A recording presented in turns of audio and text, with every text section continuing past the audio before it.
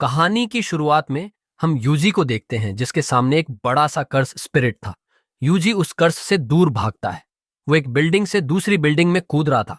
तभी वह कर्स यूजी को अपने हाथ में पकड़ लेता है, लेकिन अचानक ही उस कर्स को कोई मार देता है जिससे वह यूजी के ऊपर ही गिरता है। इस कर्स को यूता ने मारा था, जो कि असल में यहाँ यूजी को मारने आया है। कहानी अब कुछ समय पीछे जाती है। हम जेनिन घराने के सबसे छोटे बेटे नाओया जेनिन को देखते हैं, जो बात कर रहा था कि माकी अभी तक मरी या नहीं। वैसे ऐसी लड़की को तो मर ही जाना चाहिए जो घर के मर्दों की बात नहीं सुनती। उससे अच्छी तो माई है जिसे कम से कम पता तो है कि वह एक लड़की है।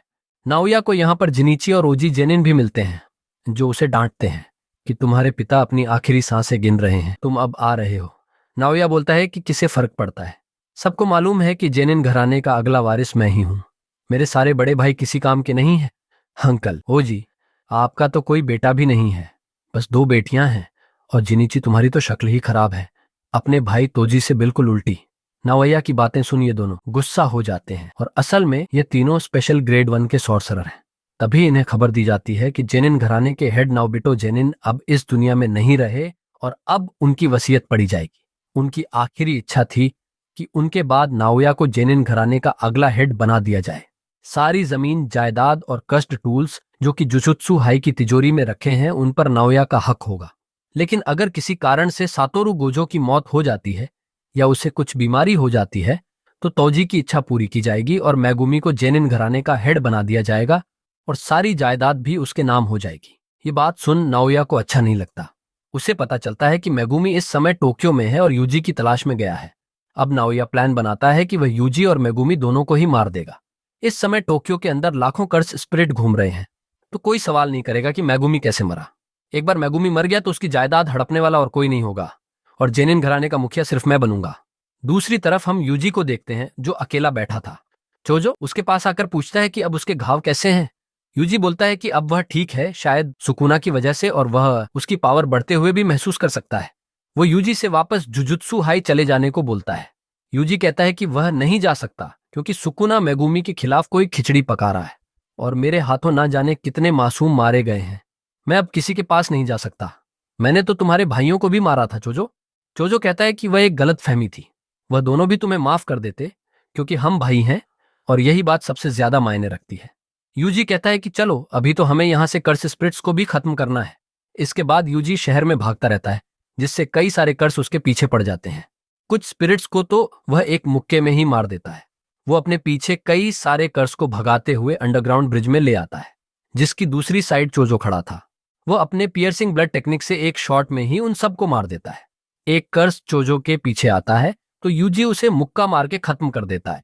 चोजो मन में सोचता है कि जब तुम मुझसे लड़े थे तब भी बहुत पावरफुल थे, लेकिन अब तुमने अपनी कर्स एनर्जी को कंट्रोल करना सीख लिया है। तुम पूरी तरह से ठीक नहीं हुए, फिर भी तुम एक डीमन गॉड हो। मेरे छोटे भाई से मैंने यही उम्मीद की थी। वो यूजी को उसके फादर के बारे में कुछ बताने वाला था, लेकिन तभी यहाँ पर नाओया आ जाता है और पूछता है कि मैगुमी कहाँ है, वो अब तक नहीं आया क्या?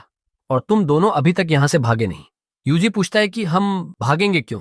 तो नाओया बताता है कि तुम्हें मौत की सजा सुनाई गई है क्योंकि अब गोजो यहाँ नहीं है, तो तुम्हें कोई प्रोटेक्ट नहीं कर सकता। गोजो के डर की वजह से हायर अप्स ज्यादा उंगली नहीं करते थे। नाओया आगे कहता है कि वैसे तो मैं मैगुमी को मारने आया था, पर अब तुम्हें भी ठिकाने लगा ही देता हूँ। तभी वह यूजी के पीछे आकर उसे मुक्का मार देता है। चौजो उस पर अटैक करने जाता है तो वह उसके भी पीछे पहुंच जाता है और उस पे मुक्कों की बारिश कर देता है। नाओया इन दोनों से काफी तेज था। चोजो कहता है कि उसके पास जरूर कोई टेक्निक होगी। नाओया मन में सोचता है कि यह यूजी तो सुकुना का वेसल है, पर यह दूसरा बंदा कौन है? तभी इन्हें एक जोरदार कर्स एनर्जी महसूस होती है। यूजी सोचता है कि कहीं ये गोजो तो नहीं, पर वह मुड़ के देखते हैं तो ये असल में यूता था। वो बिल्डिंग से नीचे छलांग मारता है तो जमीन में गड्ढा हो जाता है। नाओया बोलता है कि तुम यूता हो ना, जिसे यूजी को मारने का काम मिला है। यूता नाम सुनकर यूजी को याद आता है कि ये तो 2nd ईयर का स्टूडेंट है और ये एक स्पेशल ग्रेड सॉर्सरर है, बिल्कुल मिस्टर गोजो की तरह। नाओया यूता से कहता है कि मैं भी यूजी को मारने ही आया था, पर अब तुम्हारे काम में टांग नहीं अड़ाऊंगा। चोजो अब यूजी से बोलता है कि जल्दी यहां से भाग जाओ, मैं इस नाओया को संभालता हूं। पर वो यूता बिल्कुल गोजो की तरह है, अगर तुम उससे लड़ोगे तो जरूर मारे जाओगे। यूजी अब यहां से भागने लगता है, पर यूता उसके ठीक पीछे ही था। इधर चोजो अपनी ब्लड टेक्निक से नाओया पर हमला करता है, लेकिन वो बच जाता है और बोलता है कि तुम्हारी टेक्निक ब्लड मैनिपुलेशन है ना, पियर्सिंग ब्लड को छोड़ के उसमें डरने जैसा कुछ नहीं है, और पियर्सिंग ब्लड को चार्ज करने में थोड़ा टाइम लगता है, यानी मैं तुम्हें आराम से मार दूंगा। चोजो कहता है कि तुम अपनी सोचो, तुम्हें लगता है कि तुम मेरे भाई पर हमला करके यहां से जिंदा वापस चले जाओगे। इधर यूता ने यूजी को पकड़ लिया था, और यही सीन हमने एपिसोड की शुरुआत में देखा था, जहां वो कर्स से नहीं बल्कि यूता से बच के भाग रहा था। यूजी और यूता में फाइट होने लगती है और यूजी उसके सामने कमजोर पड़ रहा था। यूता दिखने में भले ही कमजोर है, लेकिन उसकी कर्स एनर्जी बहुत ही ज्यादा है। ये असल में यूजी का बिल्कुल ऑपोजिट है, जो वैसे तो बहुत स्ट्रांग है, लेकिन उसमें इतनी कर्स एनर्जी नहीं है। यूता बोलता है कि मेरे अंदर गोजो सेंसे से भी ज्यादा कर्स एनर्जी है, लेकिन गोजो के पास 6 आईज है, तो जब भी वह कोई टेक्निक इस्तेमाल करते हैं उनकी एनर्जी बिल्कुल खत्म नहीं होती, इसीलिए वह नंबर 1 है। मेरी कर्स एनर्जी खत्म हो सकती है, लेकिन उनकी कभी नहीं। यूता अब फिर से यूजी पर हमला कर देता है, क्योंकि यूता की कर्स एनर्जी इतनी ज्यादा है, तो यूजी समझ ही नहीं पा रहा था कि वह कब कौन सा अटैक करेगा। उसका हर अटैक जानलेवा हो सकता है, और यूता पर किसी हमले का कोई असर भी नहीं होगा। लेकिन यूजी भी इतनी जल्दी हार मानने को तैयार नहीं था। अब यूजी भी एक चाकू उठा लेता है। गोजो ने उसे बताया था कि कुछ सोर्सर हथियार का इस्तेमाल भी करते हैं, लेकिन उसके लिए भी एनर्जी कंट्रोल करना आना चाहिए। यूजी अब अपने चाकू को आगे करके यूता की कटाना रोक लेता है, पर यूता बोलता है कि तुम कटाना पर कुछ ज्यादा ही ध्यान दे रहे हो, और उसे एक जोरदार मुक्का मार देता है। यूजी अब लात मार के उसकी कटाना तोड़ देता है, जो देख यूता हैरान था। आखिर यूजी भी गोजो सेंसे का स्टूडेंट है। यूजी अब सोचता है कि बिना हथियार के वो यूता से ठीक से लड़ पाएगा, और वह यूता पर अटैक करके भागने लगता है। लेकिन तभी पीछे से एक बड़ा सा कर्स आके उसे पकड़ लेता है। ये असल में रीका थी। यूजी को समझ नहीं आता कि ये रीका कहां से आ गई। उसने यूजी को ऐसे पकड़ा था कि वह हिल भी नहीं पा रहा था।